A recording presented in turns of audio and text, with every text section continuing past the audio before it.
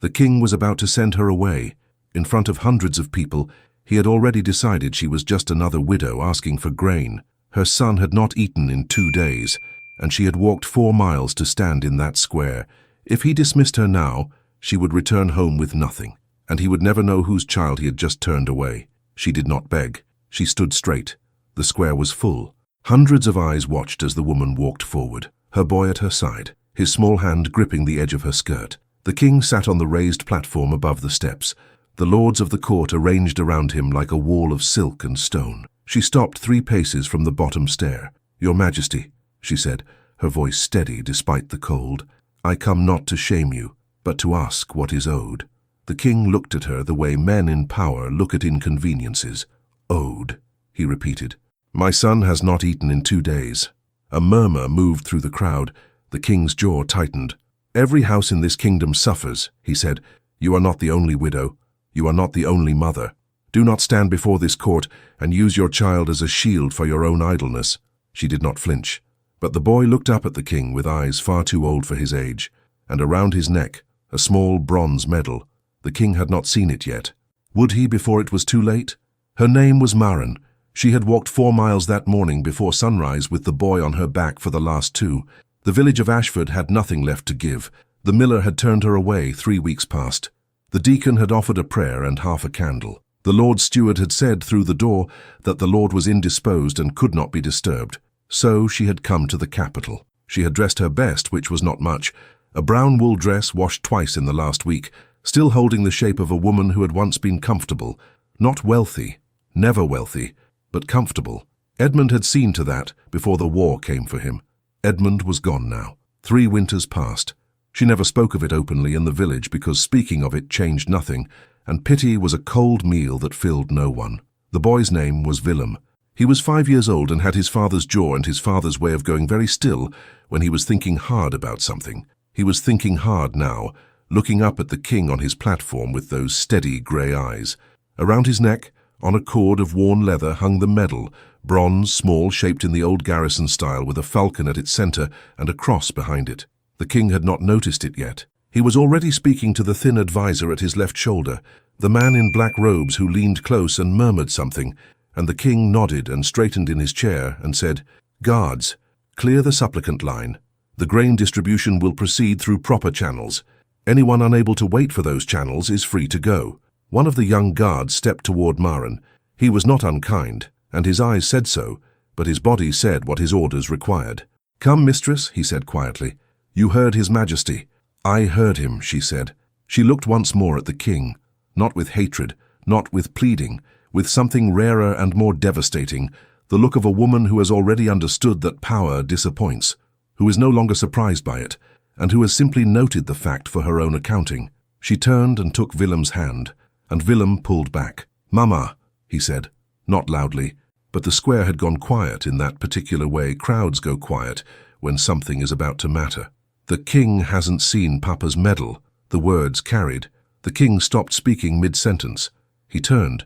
He looked down from the platform at the boy, and the boy looked back at him, and the bronze medal caught the pale winter light. The king descended the steps. The crowd parted without being asked.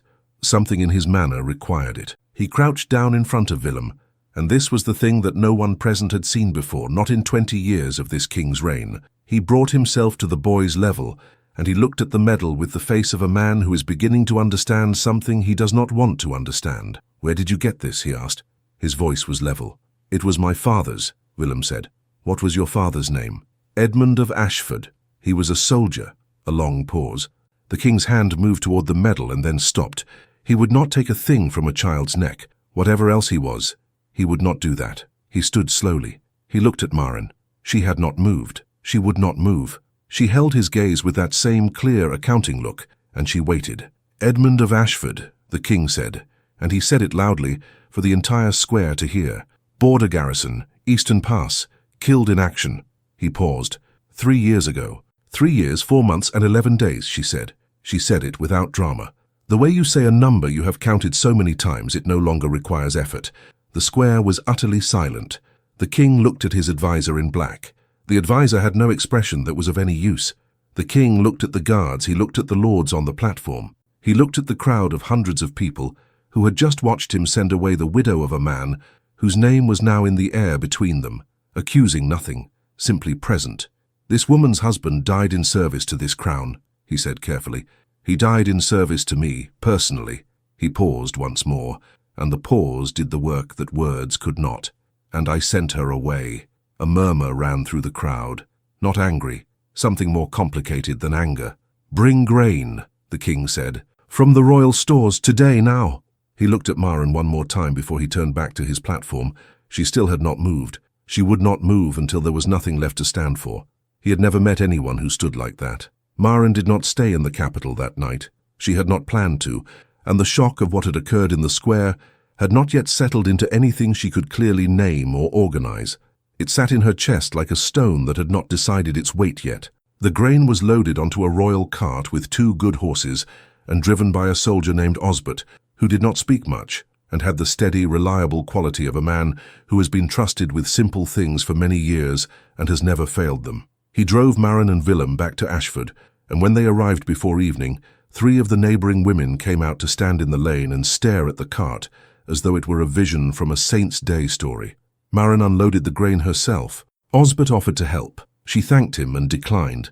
That night she fed Willem a proper meal. Real bread, a bit of salt pork, turnips soft from the pot, for the first time in more than a week. He ate with the focused dedication of a 5-year-old who has recently relearned that food is the most important thing in the world, and then he fell asleep in his chair with his head on the table and the medal still around his neck. She sat for a long time watching him breathe. She did not know what to feel about the king. He had humiliated her. Then he had been ashamed. Then he had done the right thing publicly in front of everyone, which had cost him something in the language court speak. Dignity, perhaps, or the impression of infallibility, which kings seem to need the way other men need sleep. She was not yet willing to call any of that mercy. Mercy would have been not needing the correction in the first place.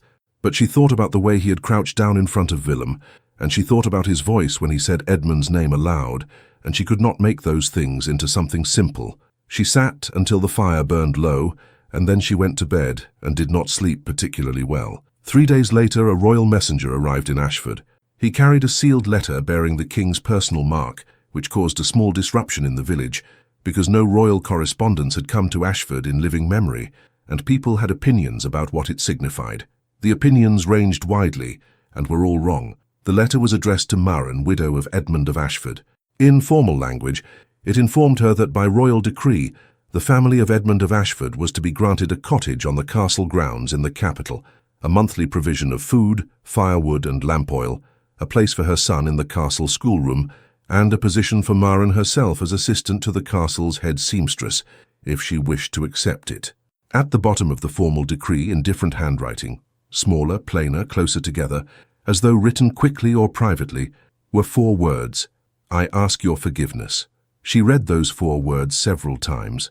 She read them sitting down and standing at the window, and once more before she set the letter aside.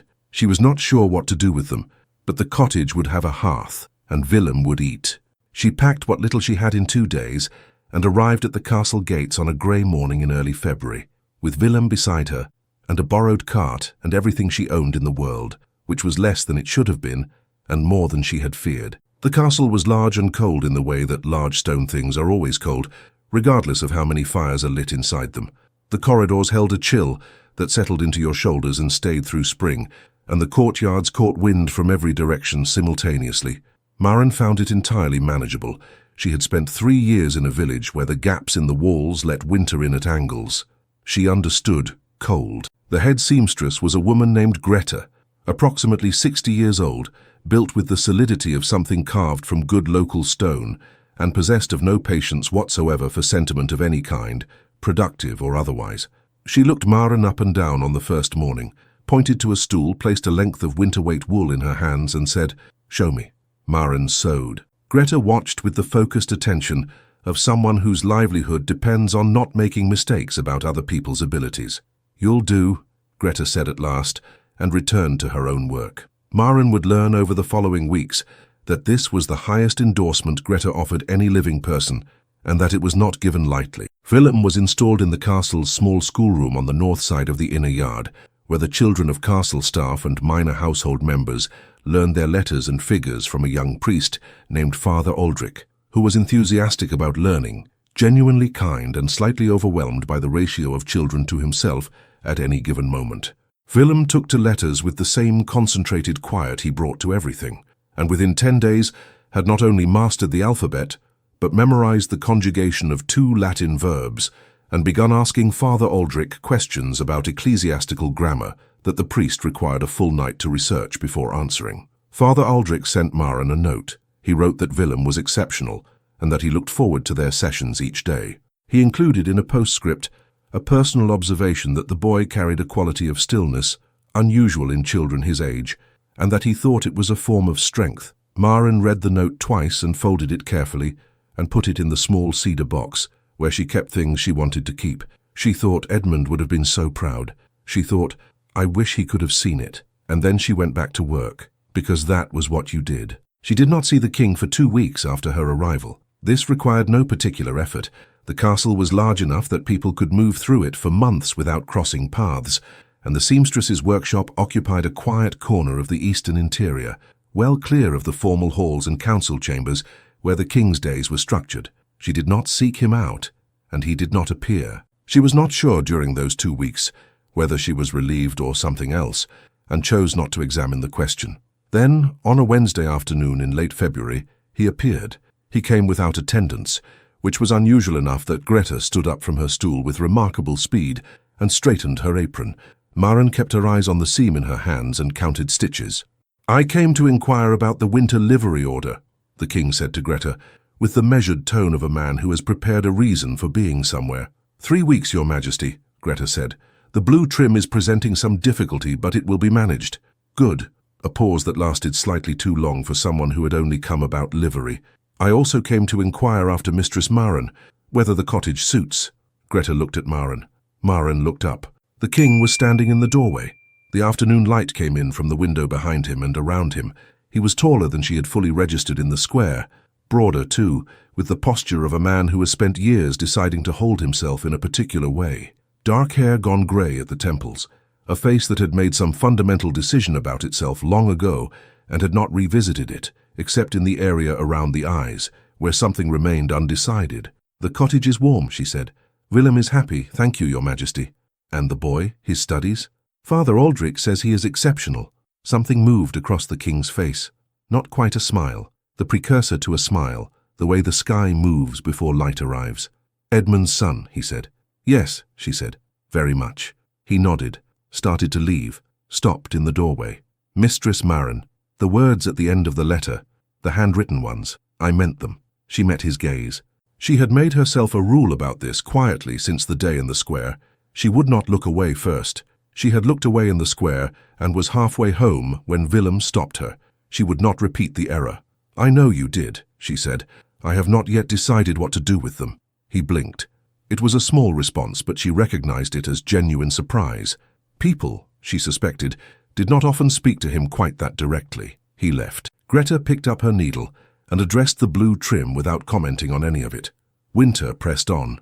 The king held his winter court, which meant 3 weeks of visiting nobility, lords from the eastern reaches and the southern provinces and the contested borderlands, their wives and their retainers and their complicated layered expectations. The seamstress's workshop ran at twice its normal pace, and Maren worked long days and ate standing at the cutting table and fell asleep at her workbench on 2 separate occasions. Greta pretended not to notice both times, which was its own form of grace. She saw the king once during those weeks at a distance. He was seated at the high table in the great hall between 2 lords who were conducting some disagreement through him, rather than with each other, and the king wore the expression of a man who has learned that his most useful tool in certain situations is absolute stillness. He went quiet the way a deep lake goes quiet in winter. All the activity still happening, somewhere underneath, but nothing visible on the surface. She thought of Edmund when she saw that, and then felt strange for thinking of Edmund in that context, and put the thought down like a tool she had not meant to pick up. Something was beginning to feel like a question. She could not yet name it cleanly, and so she did not name it at all. The moment that changed things happened in February, in the middle of the night, and it was not a grand moment. They never are. She had gone to the great hall late, long after the evening meal had cleared and the torches burned low, to return a bolt of blue wool that had been delivered to the wrong room by one of the younger servants. The hall was empty, save for the fire and the shadows, and one man seated at the far end of the long central table, a cup untouched in front of him, and a letter in his hands that he was not reading. She stopped inside the door. He looked up. Both of them wore the expression of people who had made plans that did not include the other person. She held up the wool. "Wrong room," she said. "I'll leave you. The storage is off the south corridor," he said. "I know. I'm sorry to have disturbed you." She was halfway back through the door when he said, "Did you know him well, Edmund, before the war?" She turned back. He was still holding the letter. The firelight made the unresolved thing behind his eyes visible in a way that daylight tended to discipline away. "He was my husband," she said. "I knew him entirely. I meant what he was like, as a man, before everything." She came back a few steps into the hall. It seemed the answer deserved more than a doorway. "He told bad stories," she said. "He always forgot the important detail until too late, and then laughed at himself for it. He made bread every winter, and it was always terrible. He sang to Willem when Willem was born. He had no voice for singing whatsoever, but he did not let that stop him." She paused, looking at the floor. "He was the most present man I have ever known. When he was with you, he was entirely with you, not planning the next thing, not halfway somewhere else, just there." The king was quiet for a long moment. "He stepped in front of my horse," he said finally, in a voice that was doing something careful. "In the pass. My horse went down in the mud, and the Veldrick cavalry was 12 yards out, and a soldier appeared from somewhere to my left, and pulled me clear, and put himself—" He stopped, started again. "I did not know his name. I have been ashamed of that for 3 years." Maren stood very still. "You gave them the medals without knowing all their names," she said, not as an accusation, as a fact that needed to be spoken. "I knew some, not all. There were 37 men, and the battle had lasted 4 hours in driving rain, and I was not—" He stopped again. "There is no explanation that is adequate." "Edmund would not have wanted an explanation," she said. "He would have said the medal was for what he did, not for who he was, and that those were different things. He thought that way. He separated the action from the person performing it." She looked at the fire. "I mind on his behalf. He would not have minded for himself." The king set the letter down on the table. "You are considerably more generous than I would be," he said. "I have a son," she said. "Anger is expensive. I cannot afford to spend it everywhere it might be warranted." He almost smiled. It was close enough to a smile that she could see the shape of what one would look like on his face, the way you can see the outline of a hill through fog. She left him with his fire and his unread letter. But she thought about the conversation for the following several days, turning it over the way you turn a stone in your hand to understand its weight. Spring arrived. The kingdom breathed. The grain distribution had done more good than anyone had said publicly. Admitting the depth of the crisis would have cost the nobility something in dignity, so it went unremarked in formal speech and openly discussed in every other context. In the lower parts of the city, the way people said the king's name began to shift, not to devotion, to something more honest, a complicated respect, the kind that comes when someone does right after doing wrong, and the right is real and not performed. Maren heard this from the women at the wash basins in the outer yard, who heard everything before anyone else and understood it first. She did not share her own developing thoughts. They were becoming inconvenient in ways she was only beginning to measure.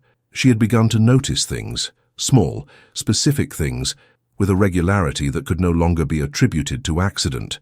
The way the king listened when she spoke, fully the way Edmund had listened, without his attention drifting to something else or preparing his next statement before she had finished hers. The way he asked after Willem with what appeared to be actual curiosity, specific questions, remembering the answers, asking follow-ups. The way he sometimes lingered at the doorway of the seamstress's workshop for a moment, slightly longer than his stated purpose required, before recollecting himself and moving on. The livery orders, it turned out, generated a considerable number of follow-up visits. Greta was always finding something urgent to do at the far end of the room when they occurred. It was not a courtship. It could not be a courtship. He was the king, she was a seamstress's assistant and the widow of a common soldier, and the court had opinions about such things that were ancient and absolute and entirely resistant to charm. She was not sure she wanted to be the subject of the court's tolerance, even if it could be arranged. But it was something. It was something she had not expected, and could not fully name, and did not quite know what to do with. She folded it away neatly, and declined to examine it closely. In April, Willem found a dog. It was a large brown dog with no immediately apparent breeding, an expansive notion of its own importance, and the calm certainty of an animal that has located its person and considers the matter settled. It had followed Willem from the outer yard through the main gate across the inner yard and directly into their cottage, where it lay down in front of the hearth with the expression of something that has arrived after a long journey and does not intend to be moved. Maren looked at the dog. The dog looked back with the steady patience of an animal that understands it has won. "We cannot keep a dog," she said. "He followed me," Willem said. "That means he chose." She could not locate a flaw in this reasoning, and so the dog remained and was named Edmund, which was Willem's choice and not something she felt she could argue against, though she would be lying if she said it did not make her heart do something complicated each time she said it. She told the king about the dog the next Wednesday when he came to the workshop. She had not intended to tell him. It was the kind of small domestic story that does not belong in a king's afternoon, but it came out in the natural flow of conversation, and he listened with that complete attention he had, and then he laughed. Not a performed laugh, not a polite laugh, a surprised laugh, the kind that occurs before you decide whether to laugh, that happens to a person rather than being done by them. It changed his face entirely, lifted something in it, opened it, made him for a moment look like the age he probably was rather than the weight he carried.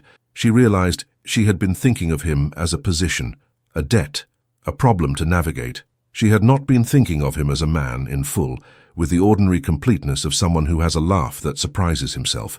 She looked down at her work before he could see that she had noticed. She should have known the court would notice before she did. Lady Oswin was a woman of 60 who had spent 3 decades watching this court with the patience and precision of a master accountant. She cornered Maren one afternoon in the corridor outside the Great Hall, an ambush conducted with perfect social pleasantness. "You are an object of considerable curiosity," Lady Oswin said. "The widow from Ashford, who brought the king off his platform in the public square." "He was not off his platform," Maren said. "He descended 3 steps in front of 500 people and crouched in front of a child. In 20 years of his reign, I have not seen him do anything like it. Metaphorically, he was very much off his platform." Lady Oswin's smile was complete and precise. "Be careful, mistress. Men who feel guilty are generous. Men who recover from guilt are frequently inconvenienced by what their generosity has created." Maren met her eyes. "Thank you for the warning." "It is also an observation," Lady Oswin said. "I have watched this man for 20 years. He has not genuinely laughed at anything in a very long time, not laughed and meant it. Whatever you are doing, or not doing, you should understand that. It is not a small thing." She moved away before Maren could respond. She went back to work. In May, the king rode to the eastern border for his annual inspection. It was routine. He went every year. But this year Maren knew what the eastern border meant in a way she had not known before. She stood at the seamstress's window when the party rode out and watched the horses until they were gone through the outer gate and the sound of hooves faded and there was only the ordinary noise of the courtyard. He was gone for 3 weeks. The workshop continued. Greta found new difficulties in the summer linen order and addressed them with her customary combination of displeasure and competence.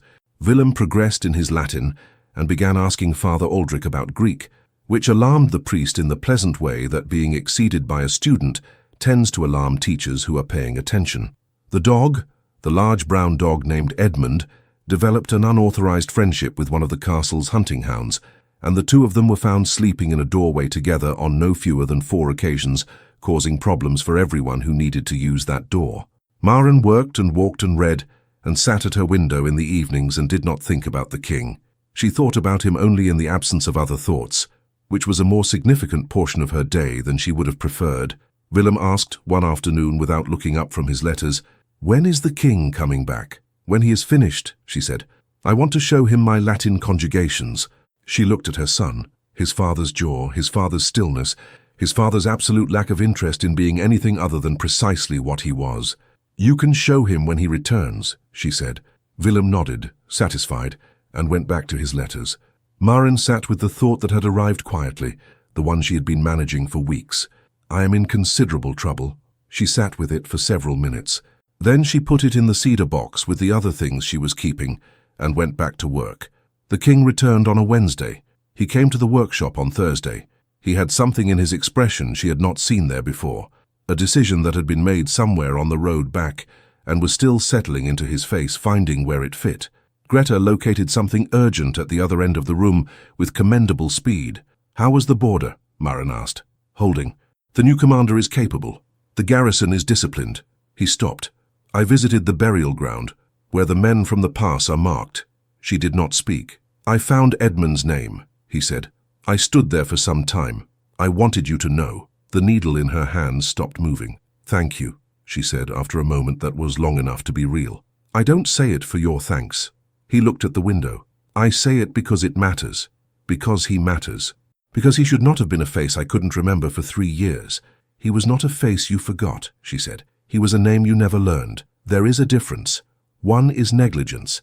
The other is limitation. You were managing a battle in driving rain with 300 cavalry coming through a mountain pass. You are not required to have been different than you were." He looked at her for a long moment. "You defend me," he said. "I am being accurate," she said. "Edmund would not want his name carried as an accusation against you. That is not what he died for and not who he was." "What did he die for?" She set down the needle. She looked at the king steadily. "He died because the cavalry was 12 yards away, and you were on the ground and he was the nearest man," she said. "He would tell you it was not more complicated than that.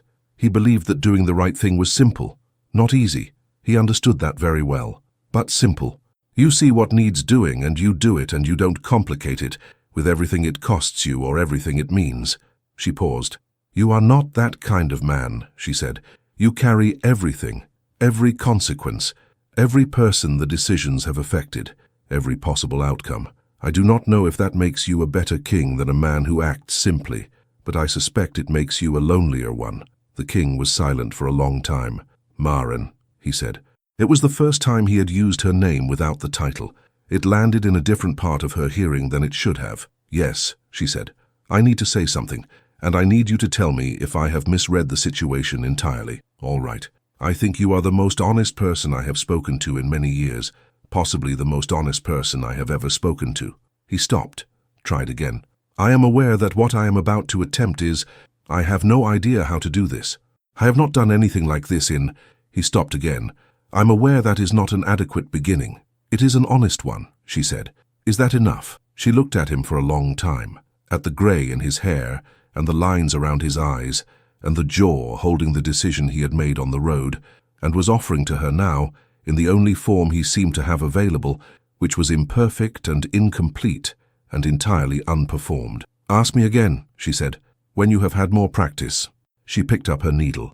He stood in the doorway a moment longer than necessary, and then he laughed, that before the decision laugh, that true one, and left. Greta, at the far end of the room, maintained absolute silence.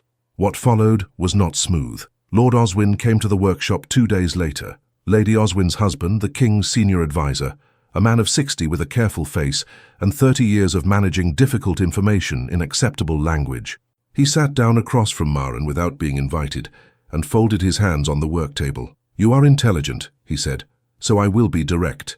"Please," she said, "the king cannot make a seamstress his queen, not even the widow of a war hero. The court will not accept it. The church will create difficulties that will take years to manage. 3 noble families have daughters of suitable age who have been patient for several years in reasonable expectation. The disruption you would cause—" "I have not asked to be anyone's wife, Lord Oswin," she said. "No, but he is about to ask you. I know him. I have watched him for 20 years, and I know when he has made up his mind." He paused. "I am asking you to consider what it would cost him." She set down her fabric. She looked at Lord Oswin with the clear accounting look. "Do you love your king?" she asked. He blinked. "Yes." "Then trust him to know the cost of his own decisions," she said. "You are asking me to remove myself from his choice because you don't trust him to choose wisely. That is not love, Lord Oswin. That is management. There is a difference." Lord Oswin looked at her steadily for a long moment. He stood, inclined his head, in something that was not quite a bow but was not quite not, and left. That night Maren wrote a letter. She wrote it 3 times. The first 2 angry, the second 2 careful, the third honest. She told the king she understood the weight of his position, that she wanted nothing, that what had grown between them, whatever it was, she would not be its cause of harm to him or to the crown he carried. She told him the cottage and the work and Willem's schoolroom were more than she had asked for, and that it was enough. She sealed the letter with wax. She held it. She stood at the window and looked at the castle courtyard in the dark, and she thought about the man at the far end of the great hall, alone with his fire and his unread letter, and she thought about what Edmund would have said, which was, "You see what needs doing and you do it." She burned the letter. He did not come to the workshop for 8 days. The absence was large and peculiar, the way the absence of something you have navigated around daily is peculiar, revealing by what is no longer there exactly how much space it had been occupying. Greta said nothing. Willem asked twice where the king was, and was told twice that the king was busy. "He is not," Willem said on the second occasion. "I saw him in the inner yard this morning, and he looked at our window." She had no answer for that. On the 8th day she went to find him. This was not an ordinary thing. A seamstress's assistant does not seek out the king. It is not among the things that are done, and the castle had many people who would consider it their duty to explain why not. She did not care, which surprised her, and then didn't. She had learned from the head groom, a man named Piers who had served the king 15 years, and had accumulated through proximity and observation a detailed working knowledge of the king's actual habits versus his official ones, that when the king needed to think without performing thinking, he went to the small chapel off the east tower, not the grand ceremonial chapel, the small one, with plain wooden pews and no audience. She found him there in the 3rd pew from the front, not quite praying, simply being still in the way a person is still when they are waiting for something internal to resolve. She sat 2 pews behind him. He turned. She spoke before he could. "I burned a letter," she said. "What letter?" "One I wrote to you, telling you to let this go, that it was too difficult, that I was grateful for everything, and that it was enough." She folded her hands in her lap. "I burned it because I did not mean it. I wanted to mean it. That is not the same." He was watching her with complete attention. "Lord Oswin came to see me," she said. "I know." He was not wrong about the facts. "No," the king said. "He rarely is." "He was wrong about who should decide what the facts mean," she said. "I will not take myself out of your consideration to protect you from a choice you have not yet made. I will not manage your life for you because someone who loves you has decided you cannot be trusted with it." She looked at the stone altar. "I have been managed by well-meaning people. It is not kindness." He turned completely in the pew to face her.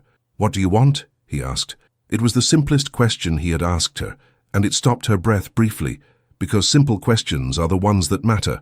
"I want Willem safe and educated, and growing into the man his father would recognize," she said.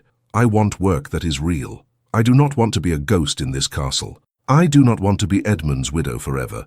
I will always be Edmund's widow, that is not something that changes, but I do not want it to be the whole of what I am for the rest of my life." "What do you want?" he said again. "For yourself." The chapel was very quiet. She looked at him. "I know that when you are not here, the workshop has a different quality," she said.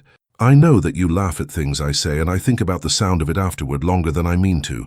I know you ask how I am before you ask how the work is, every time, without exception, and I have noticed every time." She paused. "I know I burned the letter." He stood up from his pew. He walked to hers and sat beside her, which was not appropriate by any standard the castle recognized, and neither of them noted it. "I rode to the border," he said, "and all I thought about for 3 weeks was Edmund's name in the stone, and what kind of man he was and what kind of man I am, and whether there is still enough distance between where I am and where I want to be, that it can be crossed." He paused.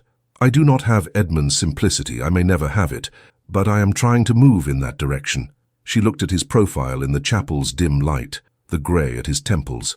The jaw set around a decision that was waiting for her answer. "He would have liked you," she said. "Edmund, he liked people who were trying. He thought trying was the most honest thing a person could do." The king looked at her.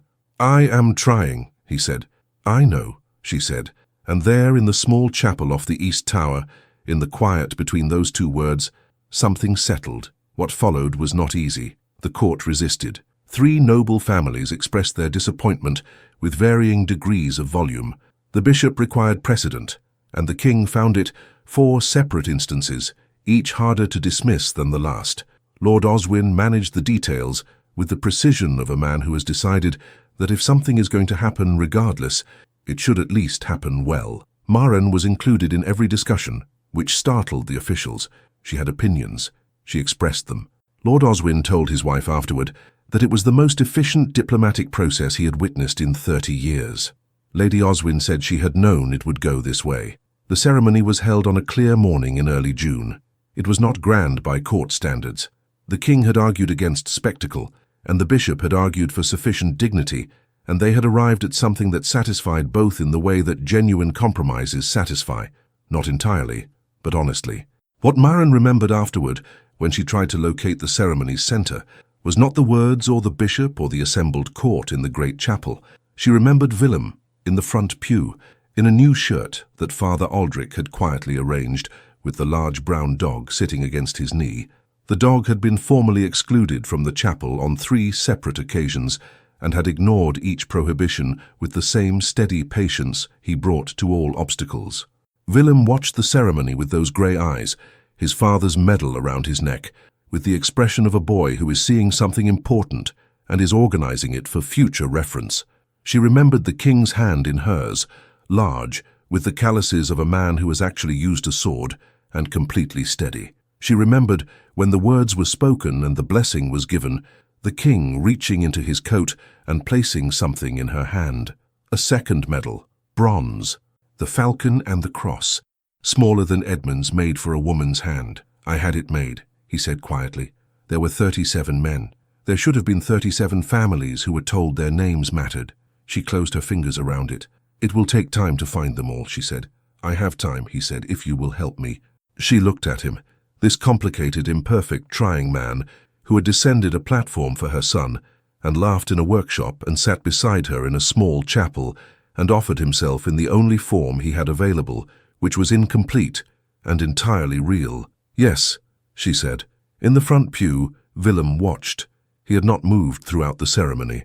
He sat with the medal at his chest, and his dog pressed warm against his knee, and his face held the expression of a boy who is filing something important away for the rest of his life. When the words were spoken, and the blessing given, and the assembled court stirred back to life around them, Willem stood up. He walked to the king. He did not speak. He simply held out his hand, the small, grave gesture of a child who has decided something and means it fully. The king looked at the hand, then at the boy.